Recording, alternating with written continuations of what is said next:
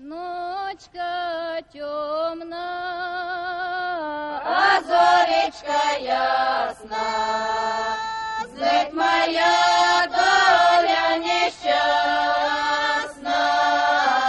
Ночка темна, а зоречка ясна. На брега на Дунав, малко преди Силистра, е сгушено село Татарица. В него живеят липованци, наследници на донски казаци, намерили подслон по нашите земи след гонения заради разкол в религията през втората половина на 17 век. Те са старообрядници и изповядат и до днес своята вяра, в която има някои отлики от нашето източно православие. Много години са вече липованците в България, но са запазили освен религията си и старите руски обичаи, традиции, култура и бит. Дълги бради украсяват лицата на достопочтенните старци, шарени кърпи забраждат жените. И днес в домовете им звучат руската реч и руските песни. Къщите им са в особен стил, с елементи и от руската, и от българската, и от румънската архитектура, но интересни и самобитни като самите хора, открити, весели и остроумни.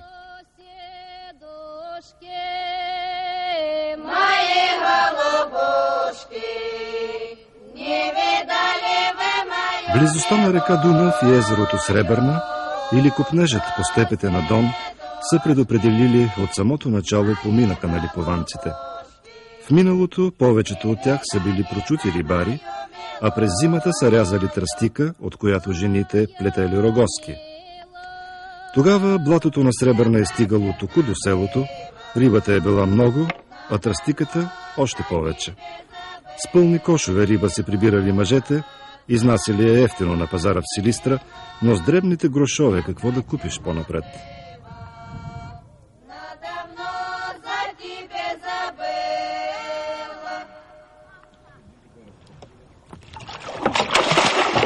И днес почти във всяка къща на Татарица има сетки и винтери, но риболовът вече не е основният поминък. От прочутите тукашни рибари са останали 4-5 старци, които още бръздят реката, повече по навик, а и да подпомогнат малко скромните си пенсийки. Над 70 годишни са дядо Антон и дядо Листрат, но са единствените на тукашния Дунав, които карат още на весла. В рибарските им спомени се въртят едри есетри, муруни и сомове, но и дунавски бури и ветрове, прииждащи кални порои и бездънни въртопи. Рибената чорба е била основната им храна, но и днес, въпреки годините и задуха, с умение въртят веслата.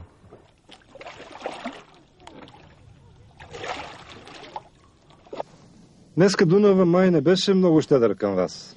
А тя винаги те. Тя винаги те. Ние сме стари, тя се плаши. От колко години сте на реката? Че ние от млади сме на реката, ама от 48 година как почнахме, малко прекъснахме, бях болен.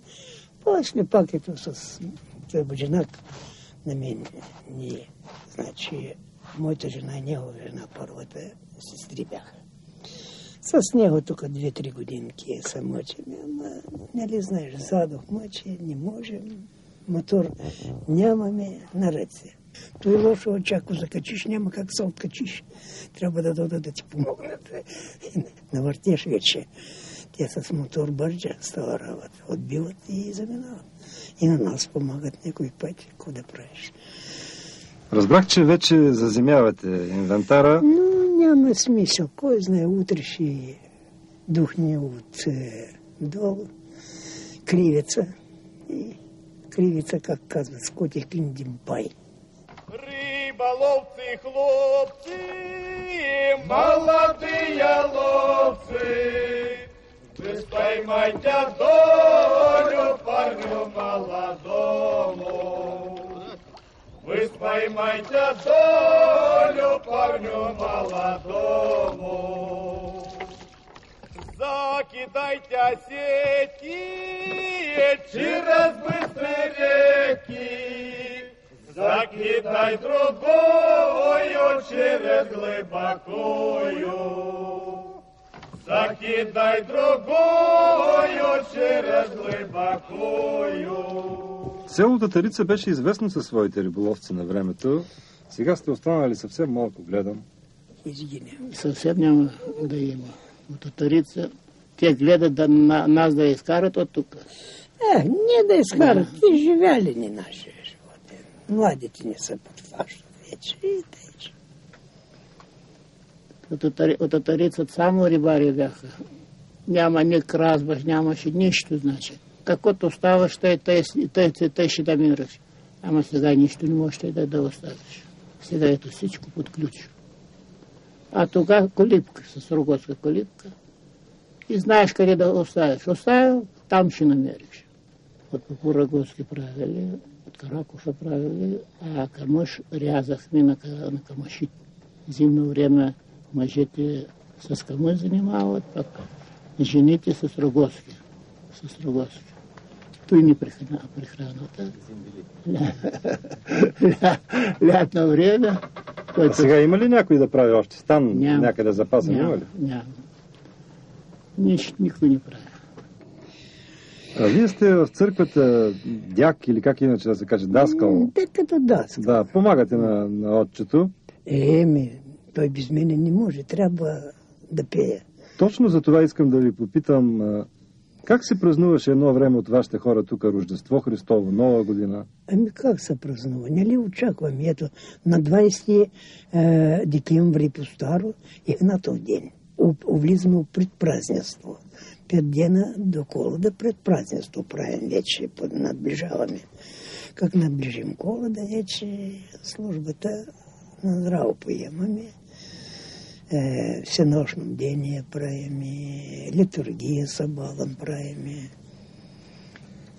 Ходиме с молитва по село, защото всеки човек иска да дойде от черква, пък навсякъде ходи като едно очищение към душата на човека. А на Коледа вече, като изпразнуваме, ходиме Христа славят по-нашему. Как вашите коладари ходят, значи Христа славят. Ма то малко се различава от нашите коледари. При вас как е? Как? Христос рождается, славите, почваме да пеем, спасили люди, там Рождеството е Христе Боже наш. И те се изкараме.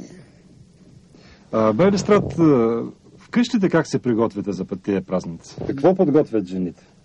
Какви яденета правят? Нещо специфично правите ли за... Ядене. Пача. Първо, пача. Халадец. Как ли бите? Халадец. Пача правят. Само, че тя се различава от другите. Вие правите с хран. С хран, да. С хран правят и почва на сетни. Прожектори почни. Ама със той почваме, значи откриваме празника. Като заговеем и чак на 25 декември.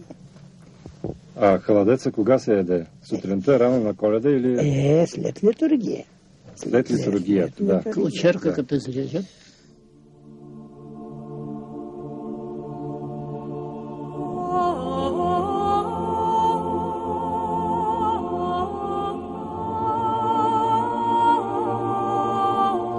Старообрядчеството се развива от средата на 17 век, малко преди царуването на Петър Велики. Патриарх Никон тогава е решил просто да сложи царя под своя власт и решил да направи промени в религията. Хората, които не бяха съгласни с неговите реформи в религията, в вярата, просто бяха гонени.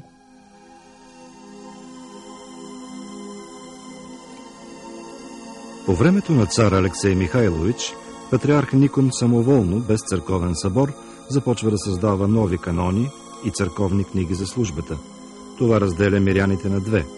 Едни последват патриарха и се наричат нововерци, а другите, които остават верни на старите традиции и богослужебни книги, са староверци или старообредници.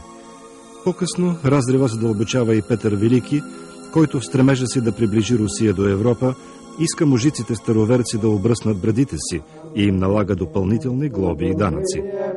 Старообредниците се противопоставят и биват подложени на гонения. За да запазят непокътната религията си, най-верните напускат страната.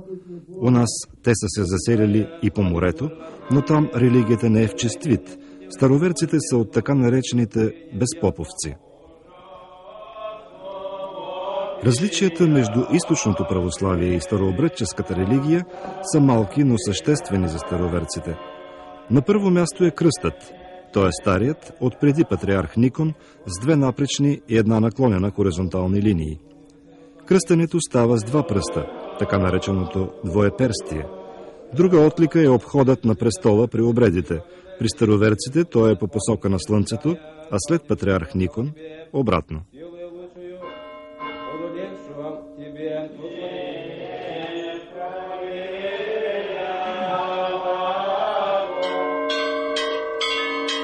Староверците почитат своите покойници само в черква. След погребението на гробище не се ходи. Дървените кръстове полягат с времето и тревата покрива вечното жилище, но старообредниците пазят спомена за близките си, като ги поменават по време на църковните служби. Празниците на староверците са по стар стил. Коледа е на 7 януари, Нова година на 14. На първия ден от новата година в Татарица децата Христославят, обичай близък до нашето соровакане и имащ същия смисъл. Ею, вею, посеваю, с Новым годом поздравляю, с Новым годом, с новым счастьем, с великим населением. Да, браво. А да ти си. Сею, вею, посеваю, с Новым годом поздравляю, на бабушку поглядаю, а бабушка хороша, даст мне 5 гроша. Браво, браво. А, баба, хай. Айде, баба, выбирай, что хочешь. Орешков, яблочко. В Татарица в много къщи пазят стари черковнославянски книги. Хората тук тачат религията си, а по този начин бита и традициите си. Винаги религията е била на първо място си. Ние не сме такива твърди привърженици на тая религия, но все пак, като си помислим, че трябва да остане това село, винаги се обвързваме с религията. Може би нрава и обичаите са свързани с религията. За това. Как е свързано? Основно разкола в руската религия. Той ни е подгонил насам. Не нас, ами нашите предци. Оттам е тръгнало гонитбата, дори жестока гонитба, която е била. Русия винаги е била държава на гонка. И на крайности. И на големите крайности, може би, да. Дълга история, дълга, може би и простовата.